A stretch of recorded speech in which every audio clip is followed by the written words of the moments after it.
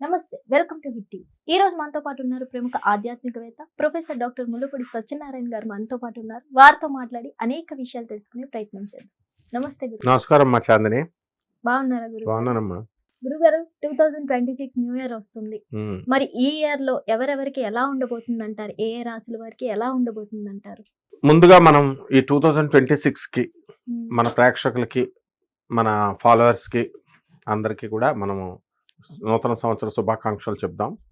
అలాగే ఈ సంవత్సరం అంతా కూడా మనకి శని వక్రించి మేన రాశిలో ఉంటాడు. ఫిబ్రవరి 13వ తేదీ 2026లో మేష రాశిలోకి వస్తాడు. మళ్ళీ ఆ తర్వాత జూలైలో మళ్ళీ వెనక్కి మేన రాశిలోకి వెళ్ళడం, మళ్ళీ అక్టోబర్లో రావడం, ఇలా ఉంటుందన్నమాట శని ట్రాన్సిట్. ఇక గురుడు వచ్చేసరికి మిథున రాశి నుంచి 2 జూన్ 2026 సంవత్సరం తర్వాత కర్కాటక రాశిలోకి వస్తాడు. నవంబర్ 25వ తేదీ తర్వాత రాహువు కుంభరాశిలో ఉన్నటువంటి రాహువు మకరంలోకి, సింహరాశిలో ఉన్నటువంటి రాహువు కర్కాటక రాశిలోకి జరుగుతాయి. ప్రధాన గ్రహాలు ఇవి. అలాగే ఇతర ప్లానెట్స్ని మనం ఆధారంగా చేసుకొని మనం చూసినప్పుడు మేషరాశి వారికి ఏలినాటి శని జరుగుతుంది. ఈ ఏలినాటి శని వల్ల కొన్ని ఇబ్బందులు ఉన్నా కూడా మేషరాశి వారికి బాగుందని మనం చెప్పాలి.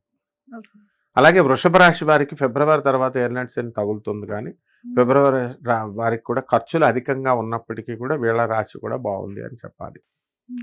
అలాగే మిథున రాశిని మనం తీసుకున్నప్పుడు ఈ మిథున రాశి వారికి ఇప్పుడు ప్రస్తుతం బాగుండలేదు. జూన్ 2, 2026 సంవత్సరం వరకు ఆ దాటిన తర్వాత గురు బలము అనేటటువంటిది బాగా పెరుగుతుంది, కాబట్టి అప్పటి నుంచి బాగుంటుంది, మీడియంగా ఉంది అని చెప్పాలి. కర్కాటక రాశికి అష్టమ రాహు ఉన్నాడు.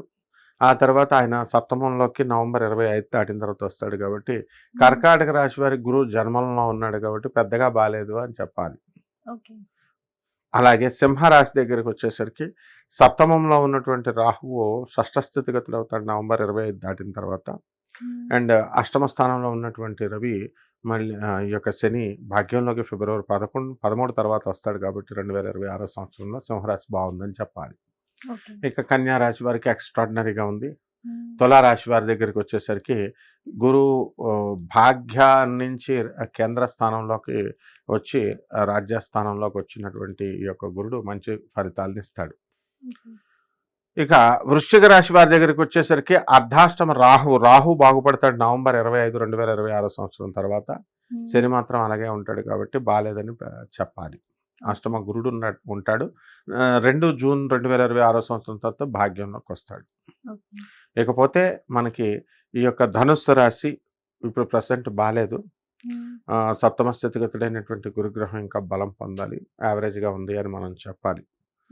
మకర రాశి దగ్గరకు వచ్చేసరికి బాగుంది. భర్తలకు కావాల్సినటువంటి ట్రాన్స్ఫర్లు, వీళ్ళకి కావాల్సిన ట్రాన్స్ఫర్లు, కోరుకున్న చోటుకు ఉద్యోగాలు ఇవి బాగున్నాయి. కుంభరాశి ఏలినాటి శని జరుగుతుంది.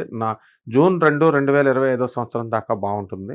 ఆ తర్వాత నుంచి షష్ఠ స్థితిగతుడు అవుతున్నాడు, కాబట్టి మీకు గురుగ్రహం ఈ యొక్క కుంభరాశికి మీడియంగా ఉంది అని చెప్పాలి. మీనరాశికి బాగుంటుంది. ఏలినాటి శని జరుగుతున్నా సరే 2 జూన్ 2026 సంవత్సరం నుంచి బ్రహ్మాండంగా ఉంది, పంచమ స్థితిగతుడు అవుతున్నాడు అని చెప్పాలి. గురుగారు, 2026 సంవత్సరంలో ఈ మీనరాశి వారికి ఎలా ఉండబోతుంది అంటారు? ఓం వసుదేవసుతం దేవం కంసచాణూరమర్దనం దేవకి పరమానందం కృష్ణం వందే జగద్గురుం శ్రీ రఘుప్రియాయ నమః. ఓం శ్రీ జయ కన్నయ్య. మనకి ఈ మీనరాశి వారికి అందరికీ కూడా ఏలినాటి శని జరుగుతుంది.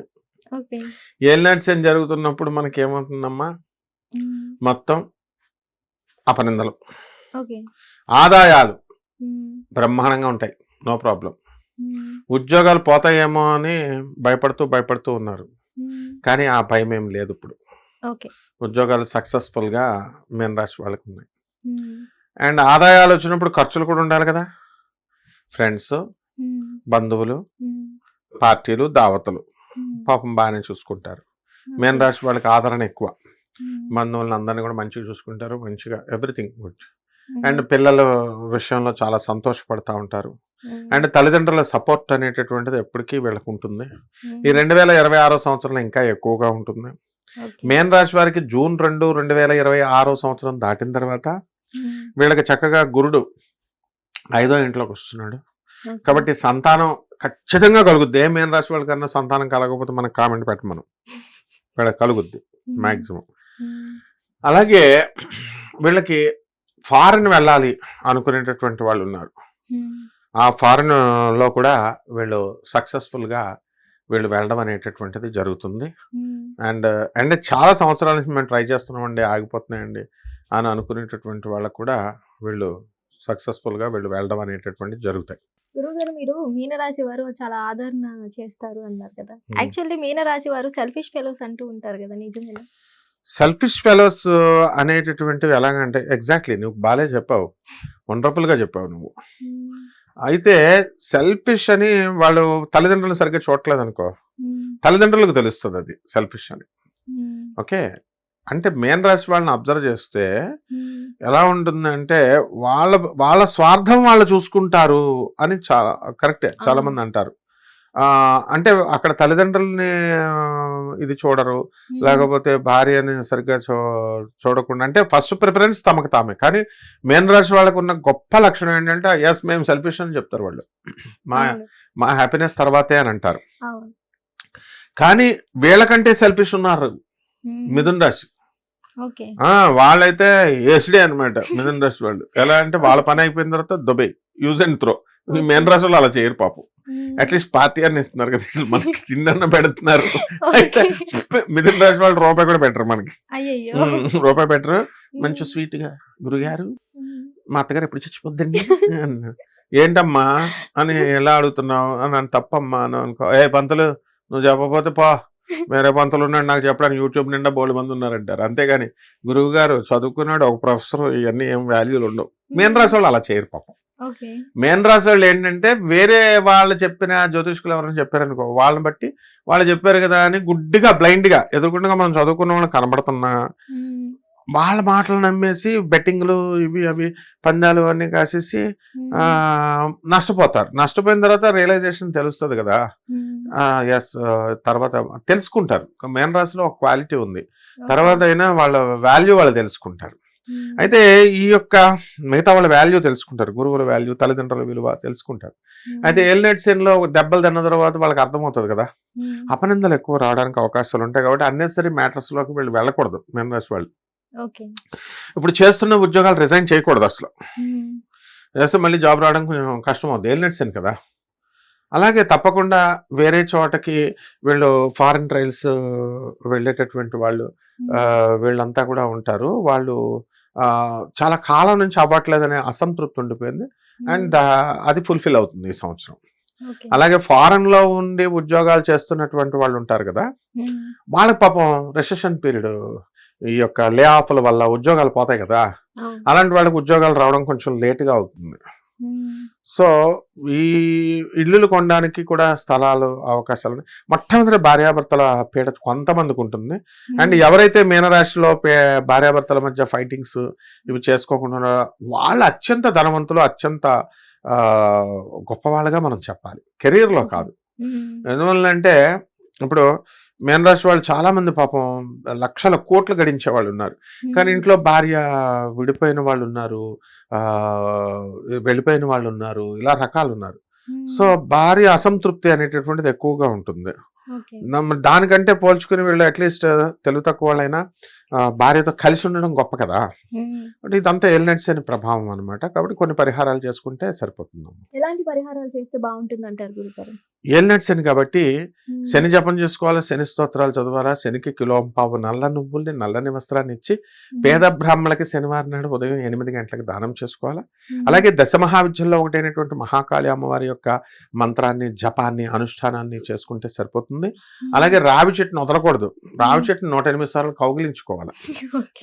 రావి చెట్టుకి నీళ్లు పోయాలా. రావి చెట్టుకి పరశురాముడి జననం అలాగే జరిగింది, రావి చెట్టును కౌగిలించుకోమంటాడు. అప్పుడే భృగు మహర్షి పుడతాడు, ఆ భృగుకి తర్వాత ఈ యొక్క జమదగ్ని మహర్షి పుడతాడు, జమదగ్ని మహర్షికి మన పరశురాముడు పుడతాడు. ఇదంతా పెద్ద స్టోరీ. మన చాగంటి గురువు గారు చెప్పిన పరశురామ జననం చూస్తే అందరికి అర్థమవుద్ది. మరి ఆ విధంగా రావి చెట్టుకు నీళ్లు పోయాలి, రావి చెట్టు చుట్టూ ప్రదక్షిణాలు చేసుకుంటూ కౌగిలించుకోవాలి. చుట్టుపక్కల వాళ్ళు ఇదేంట్రా బాబు 108 సార్లు కౌగిలించుకుంటున్నారు అంటారని అనుకోకూడదు. అండ్ రావి చెట్టు చుట్టూ ఓం శరేశ్వరాయ నమః అంటూ జపం చేసుకుని, మేడి చెట్టు చుట్టూ జపం చేసుకుని చక్కగా శ్రీ గురుదత్త అనుకుంటూ ఓం దత్తాత్రేయ నమః అనుకుంటూ చేసుకుంటే అందరూ మా కన్నయ్యలాగా అయిపోతారు అనమాట. ధన్యవాదాలు గురువు గారు, చాలా చక్కగా వివరించారు. ధన్యవాదాలమ్మా.